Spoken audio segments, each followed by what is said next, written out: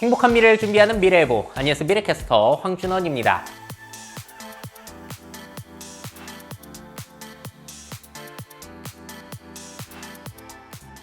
자, 2020년은 경자년이라고 합니다. 그래서 쥐띠들의 해인데요. 이제 새해가 되면은 TV 방송에서 이런 거 많이 하잖아요. 쥐의 특성 뭐 이런 게 있고 쥐띠들은 이런 특성이 있다 해가지고 2020년 출생 아들의 특징 뭐 이렇게 연결지어서 하는데, 자, 지금 2020년입니다. 그런 걸 하고 있을 때가 아니거든요. 자, 그래서 제가 준비한 소식은 2020년 출생아가 살아갈 미래 사회는 어떤지에 대해서 정리를 해보았습니다. 자, 여러분들은 긍정적인 미래가 떠오르시나요? 부정적인 미래가 떠오르시나요? 저는 세 가지를 중심으로 오늘 말씀을 드리려고 해요. 바로 인구, 기술, 마지막으로 환경입니다. 자, 먼저 첫 번째 인구부터 이야기를 해보죠. 20년생의 미래, 바로 초고령 그리고 인구 감소를 얘네들은 살아가게 된다. 평생 동안 살아가게 된다는 점이 되겠습니다. 자, 제가 이 그래프 많이 보여드렸는데요. 2018년 자료까지 밖에 없어요, 아직은. 그래서 32만 8천 명인가 뭐 그쯤 태어났습니다. 출생한 아이들의 숫자가 30만 명 정도의 사회였다면은 20년생의 부모 세대들이 이제 88년생 이런 분들이 많을 거예요. 그때는 60만 명쯤 정도가 태어났어요. 60에서 70만 명 사이 태어났다고 보시면 되겠고, 20년생의 할아버지 할머니들 세대들은 진짜 많이 태어났습니다. 그때는 뭐 한 해에 100만 명씩 태어났다. 그래서 출생아들의 숫자가 거의 할아버지 할머니들의 3분의 1 부모 세대들의 절반 정도로 줄어든 사회를 얘네들은 살아가게 될 거고요. 그거보다 더 중요한 사실은 얘네들은 태어났을 때부터 출생아가 사망자보다 적어요. 그러다 보니까 평생 동안 인구 감소를 경험하게 될 아이들이라는 겁니다. 자, 우리들 같은 경우에는 평생 동안 인구 증가를 경험해 왔었잖아요. 그런데 얘네들은 태어났을 때부터 쭉 뉴스에서 인구가 올해는 몇 명 줄어들 전망입니다. 또 줄어들었습니다. 이런 소식만 듣게 된다는 거예요. 패러다임 자체가 많이 바뀌는 거죠. 아이들의 사고방식도 바뀔 것 같아요. 자, 그렇다면은 얘네들이 학교에 들어갔을 때 어떨지를 생각을 해볼게요. 학령 인구라는 게 있는데 초등학교에서 대학생들까지, 그러니까 공부하는 아이들의 숫자예요. 자, 2017년에 846만이었던 것이 이제 20년생들, 지금 태어난 아이들이 초등학교 다닐 때는 2017년 기준으로 학령 인구가 138만 명 줄어들게 되고요. 얘네들이 대학 갔을 때는 전체 인구가 320만 명 정도 줄어들게 됩니다. 학교 단위 인구가요. 그러니까 계속해서 학교에 다니는 사람들의 숫자가 축소된다라는 거. 자, 그럼 어떤 게 떠오르시나요, 여러분들은? 자, 그럼 초등학교 입학부터 한번 더 구체적으로 살펴볼게요. 자, 지금 20년생의 부모 세대라고 할 수 있는 88년 같은 경우에는 출생아 숫자가 63만 명이었어요. 그러니까 거의 뭐 62만 명 정도가 초등학교에 입학을 했다라고 보시면 되겠는데, 자, 올해 2020년에 초등학교 1학년 입학하는 아이들의 숫자는 확 줄어들어서 44만 명 정도, 43 뭐 이 정도 될 것 같고요. 자, 2020년에 몇 명이 태어날지는 모르겠지만 아마 30만 명 이하로 태어날 가능성이 굉장히 높아요. 자, 그럼 부모님들 세대들의 절반가량의 숫자가 초등학교에 입학하게 된다라고 보시면 되겠습니다. 자, 그럼 반의 아이들의 숫자도 지금 현재 많이 줄어들었죠. 자, 근데 이거는 지역마다 차이가 굉장히 큰 것이, 지방 지역 같은 경우에는 전교생이 진짜 10명도 안 되는 곳이 있고, 성장하는 도심 지역의 신도시 같은 경우에는 한 반에 30명이 넘는 곳도 있어요. 그래서 편차는 좀 있어서 앞으로 어떻게 될지는 또 지켜봐야 될 것 같다라는 부분. 자, 그리고 얘네들의 대학 입학이 또 궁금하잖아요. 자, 작년에 수능이나 수시를 통해서 대학에 들어가는, 그러니까 2020년도 대학 입학 정원이 50만 명이었다고 합니다. 자, 그렇다면 2020년생이 출생아 숫자가 30만 명 이하가 될 가능성이 높다라고 말씀드렸잖아요. 그렇다면 2020년 현재 대학 입학 정원에 20만 명 정도가 이미 모자라다라는 것을 알 수가 있어요. 자, 근데 출생아들의 숫자가 30만 명이라고 하더라도 얘네들이 전부 대학에 가지는 않겠죠. 자, 만약에 20만 명이 대학에 들어간다라고 친다면은 뭐 지금의 대학 입학 정원의 절반도 채우지 못한다는 겁니다. 자, 그러면은 이 수치를 보고서 우리가 생각할 수 있는 거는, 야, 지금 태어나는 아이들은 대학 들어가기는 굉장히 쉽겠구나라는 생각이 일단 직관적으로 들 수 있을 것 같아요. 하지만 이것도 지켜봐야 될 것이, 몰리는 곳에는 여전히 몰릴 가능성. 지방대학은 뭐 워낙에 통폐합이 많이 될 거라 어떻게 될지 참 참 예상하기가 힘든 부분인 것 같습니다. 어쨌든지 간에 지금 아이들보다는 좀 낫지 않겠느냐라는 생각이 들기는 하는 부분이죠. 경쟁이 그만큼 줄어들 가능성이 있으니까. 자, 그런데 그 이전에 만약에 20년 뒤에 얘네들이 대학 입학할 때도 대입이 굉장히 복잡하고 힘들고 정말 목을 메어야지만 들어갈 수 있는 이런 분위기라면은 그거는 우리 어른들이 세상을 잘못 운영을 해온 것이라고 볼 수가 있겠습니다. 자, 그러면은 이제 학교 얘기를 했으니까 얘네들 취업 환경을 생각을 해볼게요. 자, 이게 생산 연령 인구 통계청에서 발표한 자료인데요. 생산 연령 인구는 생산 가능 인구라고도 부르죠. 그래서 15세에서 64세까지 한참 활발하게 경제 활동을 하는 인구를 생산 가능 연령 그리고 생산 연령 인구라고 부릅니다. 자, 2017년에 그 숫자가 정점이었어요. 그래서 3,757만 명 정도가 있었는데 얘네들이 30살가량이 되는 2050년에는 그 숫자가 뚝 떨어져서 2,449만 명, 2017년 대비 1,308만 명이 줄어들 것이라고 예상이 되고 있습니다. 자, 1,300만 명이 줄어든다는 거는 뭐랑 똑같냐면요. 경기도민 전체가 1,300만 명 정도 되더라고요. 그러니까 경기도 전체의 인구가 사라지는 꼴이라고 보시면 될 것 같아요. 자, 그러니까 이것만 보자면은 지금 아이들이 일할 청년이 부족한 사회를 앞으로 살아갈 것이기 때문에 취업하기는 지금보다 나을 수 있겠구나라는 것을 우리가 생각을 해볼 수 있겠습니다. 하지만 여기에도 역시나 변수가 있어요. 뭐냐면 그 빈자리를 자동화 기술이 빠르게 채운다거나 외국인 노동자가 채운다거나 또 이게 64세까지를 생산 가능 연령으로 보고 있잖아요. 근데 지금 이 수치가 맞지 않는 게 이제 65세 된다고 딱 은퇴하고 손 놓는 사람들 거의 없단 말이에요. 정년도 연장되고 계속해서 경제활동을 하고 있기 때문에 앞에서 기성세대가 일자리를 내어주지 않아서 일자리가 부족한 게 해소되지 않는 이런 것들도 우리가 한번 고려를 해봐야 돼요. 그리고 그 당시에 경제 상황도 고려해봐야 되고 환경적인 요인까지도 다 고려를 해봐야 되기 때문에 잘은 모르지만 머리 숫자적으로는 확실히 아이들이 부족한, 청년들이 부족한 세상은 맞는 것 같습니다. 자, 그리고 또 재미난 걸 보여드리자면은 중위 연령이라는 게 있어요. 이게 뭐냐면 대한민국 사람들 연령의 딱 중간 연령을 얘기하는 건데 2017년에 42라고 나와 있죠? 지금 한 43세 정도 될 거예요. 자, 2067년이 되면 어떤 일이 펼쳐지냐면은 중간 연령 62.2세 중위로 보면 이렇게 된다라고 합니다. 그러면 지금 태어난 02년생들이 47살이 됐을 때도 평균보다 15살이 어린 거예요. 그러니까 47살인데 여전히 사회에서 애 취급을 받을 수 있다는 겁니다. 상당히 재미있죠. 지금 47이면은 굉장히 어떻게 보면 중후한 연령이라고 볼 수 있겠는데 얘네들이 컸을 때는 여전히 젊은 사람들, 아이 취급을 받을 가능성도 있다라는 부분 상당히 재미난 것 같아요. 자, 이걸 또 인구 피라미드로 세워서 보자면 이래요. 2000년생이 이쯤 태어나는 건데 그럼 이걸 한번 보시면은 얘네들의 부담이 느껴지시죠? 취업이 잘 될 가능성도 있는 반면 부양 부담이 너무나 심각할 것이다 라는 것도 우리가 생각을 해볼 수가 있겠습니다. 자, 그러니까 얘네들은 지들이 태어나고 싶어서 태어난 것도 아닌데 태어나 보니 부양할 사람만 득실득실한 세상에 살아가는 게 바로 20년생들의 미래라고 볼 수가 있겠어요. 자, 그렇다면 이제 이런 부양 부담을 해소하기 위해서 정치적으로 의견을 표현하고 여러 가지 정치 제도가 바뀌어야 될 텐데요. 복지제도부터 해가지고 연금제도까지 해서. 자, 문제는 뭐냐면요.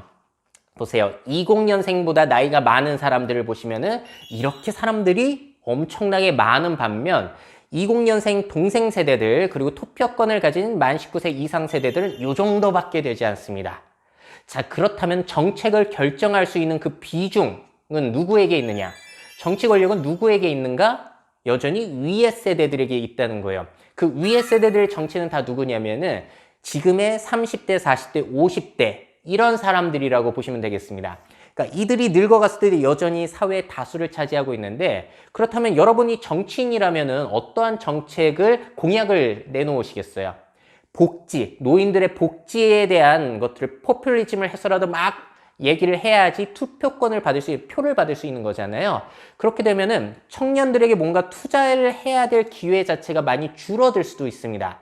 그러니까 지금의 투표권 행사, 민주주의 절차로는 미래의 저런 초고령 사회에서 청년들의 그 생각을 반영하지 못할 수도 있어요. 자, 보시면은 2020년생 미래 사회에 굉장히 귀한 존재라는 게 느껴지시죠? 부양 부담도 얘네들이 짊어지어야 되고 세상의 혁신이라든지 활발한 경제 활동 같은 것들도 지금 20년생들이 많이 책임을 져야 되거든요. 꼭 이렇게 볼 수 있을 것 같아요. 옛날에 큰아들 공부 잘 시켜가지고 이제 성공하면은 집안을 먹여 살렸잖아요.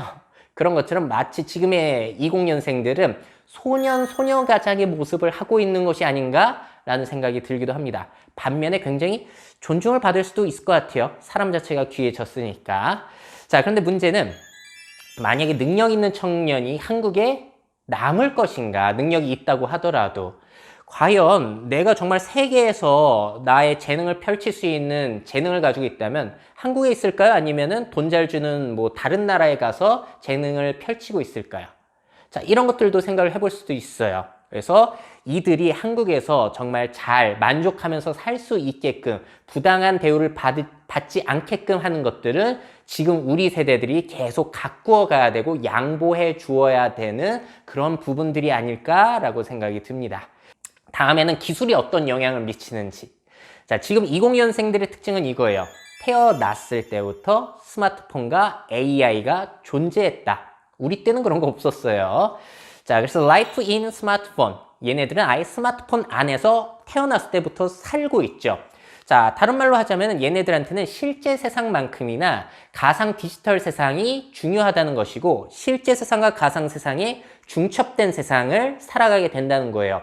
중요도의 비중 자체가 우리들과는 생각이 다르겠죠.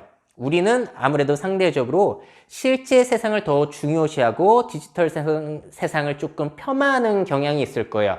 스마트폰만 붙잡고 있으면 바보 된다 뭐 이런 얘기들 나오는 것도 비슷한 뉘앙스죠. 하지만 얘네들한테는 그 비중의 차이가 거의 없을 수도 있겠다는 생각이 들어요. 태어났을 때부터 그 안에서 사교를 하고 대화를 하고 가족 이상으로 나한테 친밀한 뭐 1인 크리에이터라든지 그런 사람들도 있으니까요. 자, 그리고 또 살펴봐야 되는 거는 미디어의 영향력인데요. 얘네들은 태어났을 때부터 유튜브라는 것이 존재했고 TV보다 강력한 존재이죠. 당연히 라디오, 신문보다도 훨씬 더 강력한 미디어가 바로 저 유튜브라고 볼 수 있겠습니다. 그렇다면 우리처럼 TV를 보고 자란 세대와 유튜브를 보고 자란 세대는 또 차이점이 있을 거예요. 자, 이런 것들이 있겠죠. 얘네들은 언제 어디서든 자기가 원하는 콘텐츠를 감상할 수 있다. 즉각적으로. 자, 그리고 누구나 똑같은 걸 보고 있는 것이 아니라 취향별로 맞춤형으로 콘텐츠를 즐기고 있다. 취향에 맞지 않는 것은 과감히 걸러도 괜찮다라는 거예요. 마지막으로 비교적 짧은 콘텐츠를 감상하게 될 텐데 자, 이런 것들이 과연 그렇다면 어떠한 영향을 끼치게 될 것인가 생각을 해보자면은 일단 즉각적인 욕구 해소를 원하게 되겠죠. 자, 그리고 개인주의, 취향주의적인 성격이 우리 세대보다 강할 가능성이 있을 것 같고요. 미디어적으로 봤을 때. 비교적 짧은 것을 보다 보니 짧은 집중력을 가질 수 있는 가능성, 뭐 이런 거 얘기 요즘 많이 나오잖아요. 그래서 아이들 11세 이하로는 스마트폰 보는 거를 제어해야 된다 이런 얘기도 나오는데 저는 뭐 동의하는 부분도 있고 동의하지 않는 부분도 있어요. 결국에는 이러한 영향으로 인해서 아이들이 기성세대보다 장점을 가질 수 있을 것이고 또 단점을 가질 수 있는 부분들, 장단점이 있다라고 보거든요. 자, 그렇다면 거기에 맞춰서 우리가 교육을 해야 된다면 이런 거죠. 과거에는 한정된 정보의 세상에 살았으니까 암기가 중요했다면 얘네들은 넘쳐나는 정보의 양, 이거를 얼마나 잘 컨트롤하고 잘 이용할 수 있는지가 상당히 중요해지는 세대예요. 그래서 아이들 같은 경우는 호기심을 갖는 게 일단 중요하죠. 그래서 호기심만 있으면 무한으로 자기가 스스로 똑똑해질 수 있는 세상이기 때문에 호기심이 제일 중요해요. 그래서 호기심을 가지고 널려있는 세상의 수많은 정보들을 잘 조합해서 자기 것으로 만들고 자기만의 무언가를 창조해내는 능력이 중요해진 세대, 그리고 그런 것들이 가능해진 세대라고 볼 수가 있겠습니다. 이전 세대들에 비해서 뭐 장단점은 또 각기 있다라고 생각이 들어요. 자, 또 우리가 살펴봐야 되는 것은 relationship with AI, 그러니까 AI와 관계를 맺는 세대들이죠. 자, 우리들 같은 경우는 여전히 AI와 대화를 하는 것이 어색합니다.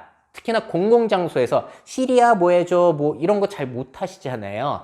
근데 아이들 같은 경우에는 태어났을 때부터 늘 AI 스피커라든지 스마트폰의 AI와 대화를 하는 게 우리들보다는 훨씬 더 익숙할 겁니다. 공공장소에서 얘기하는 게 어색하지 않을 수 있겠고요. 얘네들 같은 경우에 태어났을 때부터 기계와 대화를 했기 때문에 기계 자체를 정말로 생명체처럼 느낄 수 있는 친밀감의 수위가 우리와는 다를 거예요. 그래서 얘네들이 스마트폰으로 얘기를 하든 스피커로 얘기를 하든 아니면 귀에 꽂고 있는 무선 이어폰으로 언제 어디서든 얘기를 할 수 있는 그런 환경에서 살아가게 될 것이고요. 아마존 같은 경우에는 더 나아가서 안경테에 알렉사를 넣는다든지 반지에 알렉사를 넣어서 언제 어디서든 AI 비서가 나와 함께하는 이런 세상을 지금 세계적인 IT 기업들이 만들어가고 있습니다. 이런 환경에서 아이들이 살아가게 된다면 어떤 일이 펼쳐지게 될까를 생각해 보자는 거죠. 자, 그러면은 전화 통화를 한다고 하더라도 내가 직접 걸거나 하지는 않을 거예요. 그래서 AI가 직접 전화를 걸어주기도 하고요. 아니면 전화를 받는 것 자체를 또 AI가 해주게 되겠죠. 지금 세대들도 이미 콜포비아라고 하죠. 전화 통화 자체를 굉장히 두려워하는 세대들인데 앞으로는 더욱 심각할 것 같아요. 인간과 인간 사이에 AI가 개입을 하는 그런 세상이 될 가능성도 우리가 생각을 해볼 수 있겠습니다.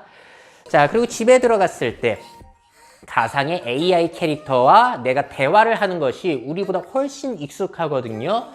그렇다면 친구 관계라든지 연인 관계 같은 것들도 우리 세대와는 조금 생각이 다를 수 있겠다라는 거.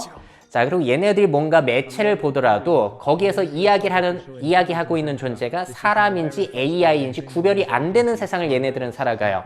그러면은 사람이건 AI건 뭐가 중요하냐라는 생각을 할 가능성이 우리들보다는 높다는 겁니다. 자, 이런 환경에서 아이들이 살아가게 돼요. 그러면은 과연 이 아이들이 사람과 이야기하는 시간이 많을까요? AI와 이야기를 하는 시간이 많을까요? 여기에 대해서도 우리가 한번 살펴볼 필요는 있겠고요. 저는 여전히 사람이랑 얘기하는 시간이 더 많을 것이라고 보기는 합니다만 10년, 20년 뒤에 어떻게 될진 아무도 모르죠.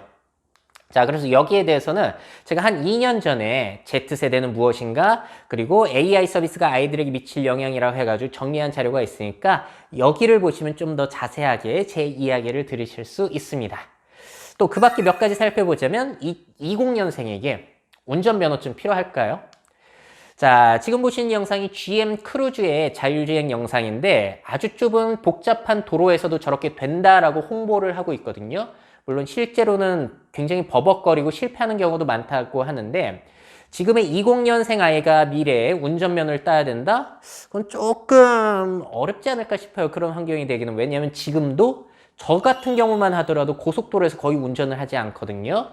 자, 그런데 그런 환경들, 자율주행이 가능한 환경들이 계속 넓어지게 된다면 미래 아이들이 약 20, 30년 후에 차를 직접 구매하고 몰아야 되는 환경이 있다면 자신이 직접 개입해야 되는 상황은 정말 극히 적을 것이라는 생각이 들어요. 그래서 그를 위해서 운전면허가 필요할 수는 있겠지만 지금처럼 그렇게 사람의 운전은 많지 않을 것 같다라는 생각이 들어요. 제가 워낙에 고속도로에서 운전을 안 하니까 그럴 수 있을 것 같아요. 자, 그리고 여러분들이 또 궁금해 하실 거는 20년생에게 외국어 공부가 과연 필요할까? 영어 유치원 보내야 되나? 아니면 중국어 어렸을 때부터 배우게 해야 되나? 이런 고민을 하실 텐데 한번 생각을 해보자면 저는 비일상적 사용과 일상적 사용을 나눠서 생각을 해봤거든요. 비일상적 사용이란 것은 별로 쓸 일이 없다는 거잖아요. 그를 위해서 영어 공부, 외국어 공부를 그렇게 열심히 할 필요는 없겠죠.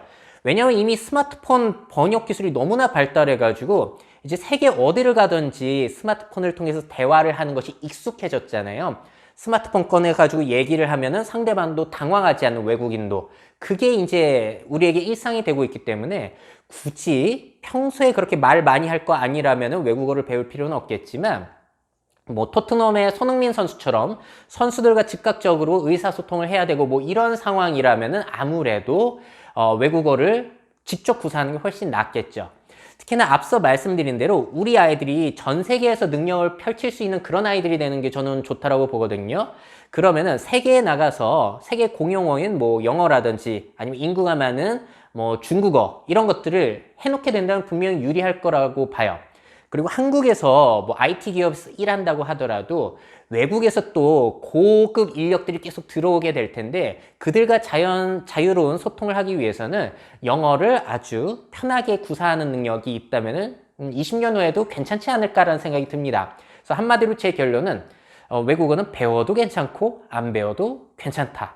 상관없다는 거예요. 그래서 여러분들의 선택에 맡기는 게 제일 좋을 것 같고요. 뭐 20년 뒤엔 어떻게 될지 모르니까. 자, 그래서 AI 시대의 이 20년생들의 직업은 어떻게 될 것인가? 여기에 대해서는 제가 너무 말이 길어질 것 같아서 차라리 제가 전에 보여드렸던 로봇과 함께 일하는 법, 그리고 미래 성장 직업이라는 컨텐츠를 검색하셔서 보시면은 더욱 자세한 이야기 들으실 수 있을 것 같습니다. 자, 그럼 마지막으로 환경 요인을 살펴보자면은, 이건 진짜 위험하죠. 얘네들 같은 경우에는 환경의 위협 속에서 태어난 세대들이에요. 우리들과 생각 자체가 많이 다를 거거든요. 자, 왜냐면은 밖에 외출을 할 때도 미세먼지 마스크를 쓰고 외출을 하잖아요. 그럼 바깥 세상의 공기는 위험하다는 생각이 어렸을 때부터 아예 박히는 거예요. 그리고 집안에서도 공기를 믿을 수 없기 때문에 공기 정화를 해야 되는 것이 태어났을 때부터 일상이거든요. 환경에 대한 그 민감도가 얼마나 다르겠습니까? 물 자체도 항상 정수를 해서 먹어야 되니 환경이란 이미 오염된 곳이구나 라는 생각을 얘네들은 늘 하고 살아가게 된다는 거죠. 특히나 걱정을 해야 되는 것은 지구온난화, 글로벌 워밍인데요. 빙하가 녹아내리고 해안 침수지대가 생겨나게 되고 또 이상 기후 현상이 펼쳐져 가지고 폭염 기간이 길어지고 혹한 기간이 길어지고 한다면은 얘네들 같은 경우에는 미래 세상을 살아가기가 상당히 위험할 수도 있습니다. 자, 그렇다면 이러한 환경적인 요인들 그리고 기후 변화들이 앞으로는 좋아질 것이냐, 그렇게 보기 힘든 이유가 한국의 인구는 앞으로 감소하겠지만 2060년까지 지구 전체의 인구는 여전히 증가를 한단 말이에요. 지금 75억에서 100억 정도로. 그럼 환경이 앞으로 탄소 배출도 늘고 쓰레기도 많이 배출돼 가지고 더욱더 안 좋아질 가능성 절대 배제할 수 없거든요. 만약에 향후 50년간 개선이 없다면 어떤 일들이 펼쳐지느냐? 회복 불가능한 상태가 될 수 있다는 거예요. 자, 우리 파리 기후협약이 이런 거잖아요. 산업화 이전보다 기후가 2도 이상 높아지지 않도록 하자. 왜냐면 2도 이상 넘어가게 되면은 회복이 불가능하기 때문이라는 이야기예요. 자, 그러면 물과 식량이 부족해질 수 있겠고요. 기후가 완전히 바뀌어버리니까. 그러면 국제적인 난민들이 훨씬 증가하게 되는 것이고, 그러면은 깨끗한 물, 식량, 안전한 지역을 위해서 세계 전쟁이 일어날 가능성도 우리가 배제할 수는 없습니다. 여기에 대해서는 기후 위기에 대해서 얼마 전 차이나는 클래스 12월 11일에 방송된 방영분 보시면은 정리가 너무 잘 되어 있습니다. 제가 이런 방송들을 많이 보는데 테드라든지 어떠한 다큐멘터리보다도 이 강연이 가장 쉽게 직관적으로 설명이 잘 되어 있거든요. 꼭 보시기를 추천드릴게요. 자, 그렇다면 아이들은 이런 생각 해볼 수 있어요. 아니, 태어나 보니 환경이 정말 거지 같네. 이 환경, 이렇게 만든 범인은 누구야? 범인이 비교적 분명하죠. 누구냐면은 20년생의 부모와 조부모들입니다. 왜냐면 이 모든 환경 파괴는 본격적으로 시작된 게 세계대전 이후거든요. 그리고 한국 같은 경우에는 한국전쟁 이후 인구들이 빵 태어나고 대량 생산, 대량 소비 세대가 제대로 펼쳐진 게 세계대전 이후이기 때문에 다 이 세계를 이렇게 만든 주 범인들은 부모와 조부모들이에요. 그러다 보면 아이들 입장에선 짜증나는 거죠. 태어나 보니까 환경이 안 좋은데 어른들이 이제 늙어가지고 이런 얘기를 한다면 정말 열받는 겁니다. 펑펑 소비할 거 다 하고 경제적 이득 다 누리고 자기들 세대한테 절제하고 문제 해결하려고 한다면은 세대 갈등이 얼마나 심각해질지를 한번 생각해 보세요. 세대 갈등의 원인은 환경 요소가 앞으로 끼일 가능성 저는 높다라고 보고 있습니다. 그러니까 우리 어른들 같은 경우에는 반성을 해야 돼요. 아이들한테 사과를 해야 되고요. 아이들에게 깨끗한 환경을 조금이라도 물려주기 위해서 정말로 우리가 지금부터 절제를 해야 되는데 쉽지 않죠. 이게 문제예요. 우리들이 죄인이 된 것 같습니다. 자, 그래서 사과하고 반성하지 않으면은 꼭 그런 꼴이 되는 것 같아요. 일본의 일부 극우 정치인들, 우리들이 상당히 싫어하는데, 그런 사람들의 꼴이 되지 않으려면 상당히 우리들도 반성을 많이 해야 될 것 같습니다. 자, 그렇다면 이런 환경에서 애들이 굳이 열심히 공부하고 학교 나갈 이유는 또 뭡니까? 그러다 보니까 실제로 학교 안 나가는 애가 있죠. 그레타 툰베리라고 스웨덴의 14살, 지금 15살쯤 됐겠네요. 이 아이는 학교 안 나가고 시위하러 다니잖아요. 유엔 나가가지고 어른들이 어떻게 우리의 미래를 뺐냐면서 아주 강렬하게 이야기를 하고요. 그러다 보니까 2019년 타임지의 올해의 인물로 선정이 됐습니다. 자, 이 그레타 툰베리도 앞으로 이제 20살을 넘어서 30살 이렇게 되며 더욱더 많은 활동을 펼칠 수도 있겠는데, 지금 태어나는 20년 세대들의 어떻게 보자면 영웅, 하나의 상징적인 인물로 성장할 수도 있겠다라는 생각이 들기도 해요. 자, 저는 환경에 대해서 얼마 전에 일리오세와 오멜라스를 떠난 사람들이라고 해가지고 조금 색다르게 풀어서 이야기를 진행했거든요. 그래서 관심 있으신 분들은 이 이야기도 보시면 좋을 것 같습니다. 자, 이렇게 해서 2020년생 출생아가 살아갈 미래 사회에 대해서 알아보았습니다. 어떤 생각이 드셨는지 모르겠네요. 자, 각 시대에는 그 시대의 장점과 단점이 있는 것 같은데요. 일단 20년생의 장점은 경쟁이 완화된 세상에 살아가고 인권은 지금보다 상승되고 다양성이 좀 더 인정을 받을 거예요. 자, 그리고 기술적인 편의성도 우리보다는 조금 더 나아지겠죠. 이런 점이 좋은 점인 반면에 심각한 부양 부담과 환경적인 위기, 그리고 우리보다 더욱더 심각해지는 불확실성들, 이런 것들은 20년생들이 짊어지어야 할 새로운 짐이다라고 볼 수가 있겠습니다. 자, 그렇다면 20년 출생아들 위해서 우리 어른들은 뭘 해야 될까요? 자, 오늘 내용만 보자면 굉장히 비관적인 이야기를 제가 많이 드렸습니다. 말씀드린 대로 행복 회로, 긍정적으로 사고할 필요가 별로 없다라고 봐요. 그렇게 해가지고 괜히 문제가 더 커지게 된다면 아이들에겐 그 진짜 죄거든요. 그래서 최대한 비관적으로 생각을 해서라도 아이들에게 최대한 부담을 덜 짊어주게 하는 그런 것들, 다 우리 세대들이 해가야 되는 일들이거든요. 그래서 투표권 행사라든지 신중하게 우리가 해야 될 것 같고요. 많은 일들을 지금의 20년생들에게 피해 끼치지 않기 위해서 해야 될 것 같습니다. 여러분들은 어떠한 일들을 해가실 수 있으실지 생각해 보시면 좋을 것 같네요. 자, 오늘 소식은 여기에서 마무리하도록 하겠습니다. 자, 여러분들 최고의 미래를 상상하시고요. 그 미래를 직접 만들어 가시길 바라겠습니다. Make your futures. 미래 채널 MyF.